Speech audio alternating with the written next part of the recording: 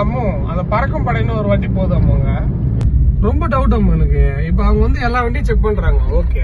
அவங்க வண்டி யார் செக் பண்ணுவாங்க? சப்போஸ் அவங்களே பணம் ஆனா குத்து என்ன பண்றது? அவங்க வண்டி செக் பண்றதுக்கு யாரு இருக்காங்க எனக்கு தெரியல. அதனாலதான் கேக்குறேன். இப்போ போலீஸ் வண்டி வந்து எல்லாமே மடக்குறாங்க, செக் பண்றாங்க, சரி. போலீஸ் வண்டி போது வருது, அப்ப போலீஸ் வண்டியில வந்து அரசியல் இருக்கவங்க குத்து அமிச்சாங்கன்னா என்ன பண்றது? அப்ப அதை யார் செக் பண்ணுவாங்க? தெரியலையே. இது ரொம்ப நாள் டவுட். தெரிஞ்சா கொஞ்சம் கமெண்ட்ஸ்ல சொல்லுங்க. எனக்கு டவுட், இது ரொம்ப டவுட் எனக்கு. எனக்கு சந்தேகமா இருக்கு. நான் 5000 10,000 எடுத்துன்னு போறேன், அவ்வளவுதான் என்கிட்ட இருக்குது.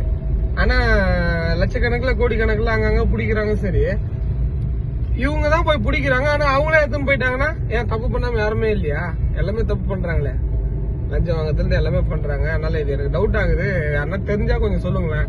இவங்க தான் வந்து நம்மள வந்து இது பண்றாங்க, ஆனா அவங்களுமே வந்து இது மாதிரி தவறுகள் பண்ண மாட்டாங்கன்னு நிச்சயம் கிடையாதுல்ல. அப்ப அவங்கள செக் பண்றது யாரு?